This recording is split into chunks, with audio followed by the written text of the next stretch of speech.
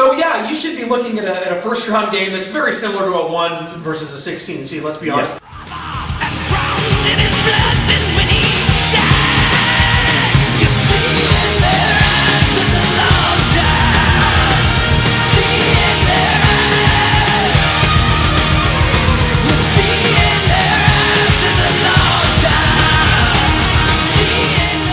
And the Sports Horn's back at you. We ran, but we couldn't hide.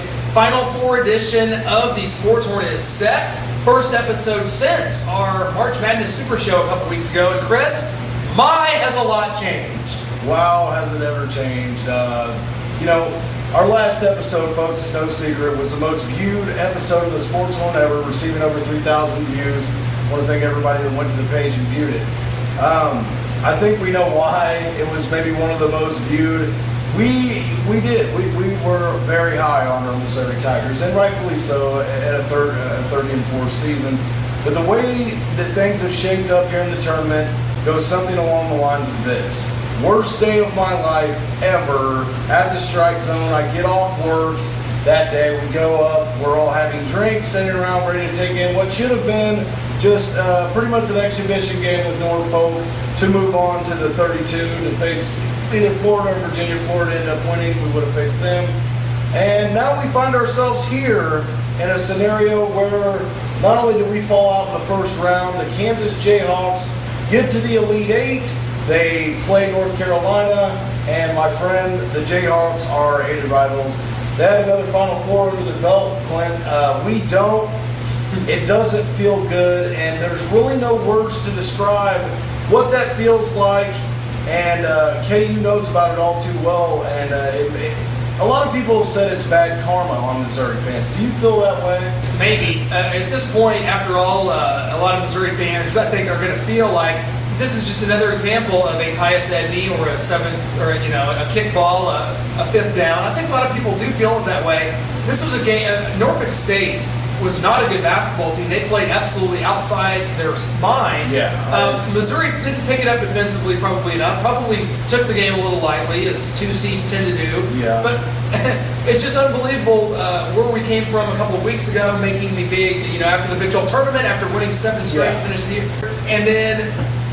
Here we are, and again watching Kansas go to another Final Four. It's been an unbelievably, bad streak for us as Tiger fans. It has. But Kansas goes to their 14th Final Four, and they did it by playing a 10 seed and then an 11 seed. But then they get to the Elite Eight and they do beat 1 seed North Carolina to get there. You get to the Final Four, you earn it. And Ohio State will be their opponent, and Kentucky and Louisville in the other bracket. But some fun matchups.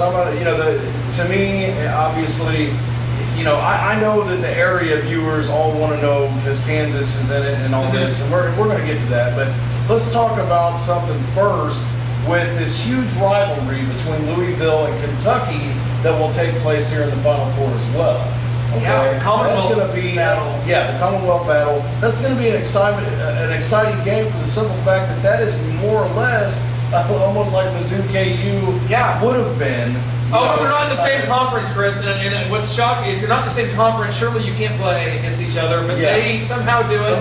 Louisville only lost by 7 earlier in the season, in the regular season against Kentucky. Yeah. I think when it comes down to it, Kentucky just too talented of a team. Anthony Davis, the way Michael Kidd Gilchrist is playing right now. I call him Kid Gillicuddy because that guy is all over the place. He's making plays. He's doing things that a lot of athletes out there can't do right now. But okay, moving on to the game, the Kansas-Ohio State game. First of all, let me give Kansas the due credit that they have, because I think as Mizzou fans, we all knew we were going to have to eat crow this week. We knew it was going to be a big dose of humble pie. And here we are. And congratulations. I mean, you guys, KU, you made it, and we don't know what that feels like. We want to know what that feels like.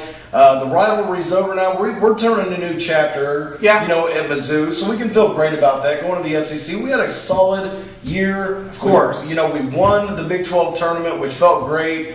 We beat Kansas once. We were up by 19 there. That fell apart. That was another bad day. But congratulations to them. And I will say one thing. Bill Self, I believe, did get them to this Final Four. He changed the defense against the North Carolina Tar Heels in that game in the last 5 minutes to a triangle defense. And I'm telling you right now, the Tar Heels had no idea what to do. They had no answer. Williams did not have an answer to Bill Self, which is kind of ironic. And this is the last time I will ever use Roy Williams' name as it is, because the University of North Carolina is absolutely dead to me as a university. This is the second time in 5 years that North Carolina has played Kansas in this type of environment, and both times have absolutely laid down flat and watched Kansas fly high over them. Yeah, that's it. North Carolina no longer exists. Yeah. I don't even know where Michael Jordan went to college now. I don't have a clue, because that school has no relevance to me whatsoever anymore. Roy Williams, second time he's gotten clowned by Bill Self in big-time games like this. And it's very ironic. I mean, you had a 68-66 game, and then all of a sudden... Ran away with it. And, you know... So how does Kansas match up with? I think Ohio State is an interesting one, because Kansas played and beat Ohio State earlier this season. What was the missing thing last time? Jared Sullinger was not there. Was not so now Sullinger matches up, I think, with Thomas Robinson, and the way William Buford's playing for Ohio State and Kraft. This could be, you know, one of the best games of the tournament. Really, I think so. And I don't even know who will win that one. I'm done picking against Kansas. I'll tell you that. I'm done. Yeah, me too. And I get, you know, we got to give credit where credit's due. Thomas Robinson, that guy's an NBA player. Sure. He's had a phenomenal year. Clint, you got to tell me, who do you like in the championship, and who do you like to win it? We're down to the Final Four now. I need to know who you got in the championship, and who is taking home the trophy that we so covet and wish we could take home. Well, I think our SEC brethren, the Kentucky Wildcats, will come out and play Ohio State for the championship game. And regardless, I think Kentucky wins this no matter who they play, whether it's Kansas or Ohio State. So I think you give the edge to Kentucky, talent. And the question will be, how long will they be able to keep the title until it's probably vacated after, allegations probably pop up about this recruiting class that they have from Calipari. I don't know. There's always something. I mean, Jay-Z was in the locker room throwing that out there. Anyways, sketchy. This is what I've got, okay? I've got Kansas winning. They're going to get to the championship because I simply don't want them to be there. And good reason. They're going to play Kentucky, and it's going to be a heck of a ball game. And the way that this year has shaped up, I've got the Kansas Jayhawks winning it all. And that is very painful to say because I don't want to. I feel like Kentucky should absolutely win the Final Four because they're a freakishly good team. But the way that things keep falling, the way that they have, you know what? Jayhawks, go ahead, win it all. You know, they're gonna. I feel it's going to happen, so I might as well just get it out there and say yes, it's going to happen. That way, if it doesn't, it'll feel great. But so, Clint, bringing up the NFL, a lot going on. You know, with all this March Madness, we forget that April is right around the corner. And April, of course, to every NFL fan is like a holiday. We got the NFL draft coming up. Big things for the Kansas City Chiefs. We, in the free agency, I think we've been a little bit underrated to this point. Absolutely. We brought in Kevin Boss, Peyton Hillis. Winston, we bring him in. Eric Winston. These guys are absolute needs. They were needs, and they're going to bring in a new element.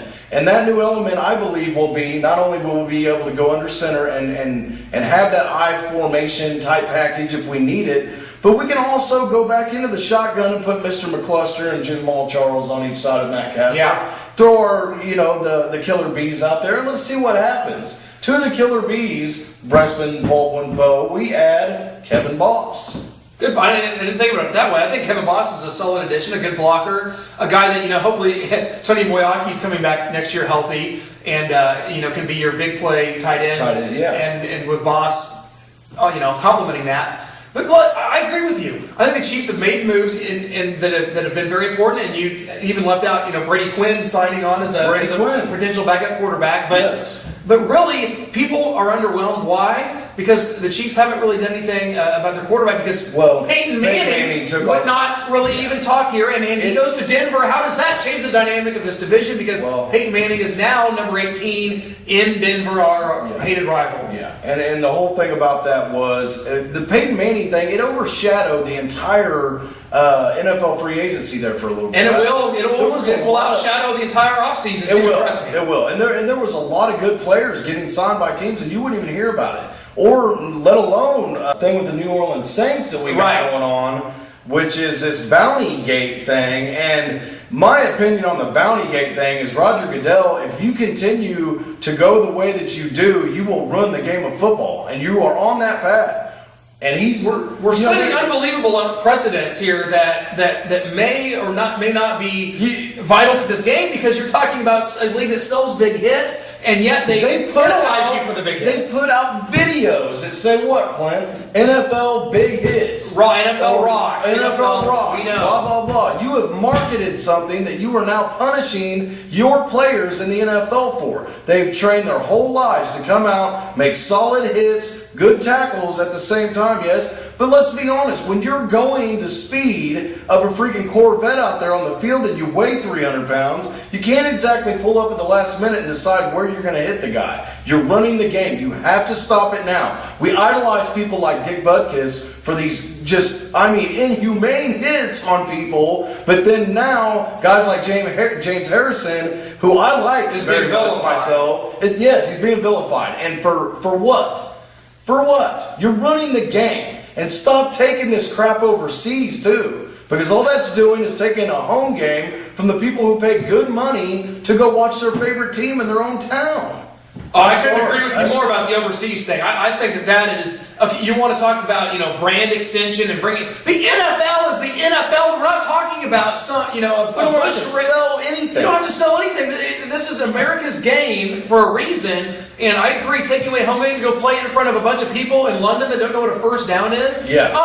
And this bounty thing, you're not telling me this hasn't taken place in every team in the NFL. Joe Horn said it happened in Kansas City. Yes. And I completely believe him, and I believe every season of every year since the National Football League has been what it is, there have been coaches that said, hey, you get that guy out of the game, I might slide you a little something.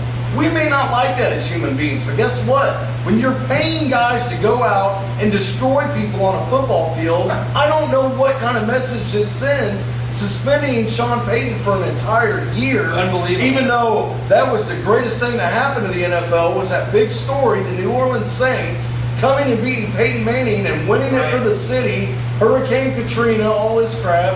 I'm sorry, Roger Goodell, this must stop now. And I'm telling you, if there could be an impeachment to a commissioner in the National Football League, it should happen. Well, we're going to send this video to him on Twitter. And guys, if you like this video and you agree with us, tweet Roger Goodell this video and tweet and Facebook everything that if you agree with this, because now you've got the players bickering among each other. Warren Sapp calling out Jeremy Shockey as being the snitch. This is ridiculous. This isn't the hood, Warren Sapp. This is not the hood, my brother. Don't feed into it. Do not feed in to what Roger Goodell wants. He wants you guys to feud, call each other out, and this and that. Forget that. The NFL players must rise up against Roger Goodell, and they must say, look, this game has always been played this way, and this is how we're going to play it. And if you don't like it, we will start a different football league. You can keep your National Football League, because people are going to go where the hitting is. They're going to go where the talent is, and it's just ridiculous. I have no amount of words. Folks, thanks again for watching the Sports Horn. As always, go to the page, Twitter, Facebook, and come back and see us. We're very interested in this national championship. Yeah, we're ready to move on. Other season.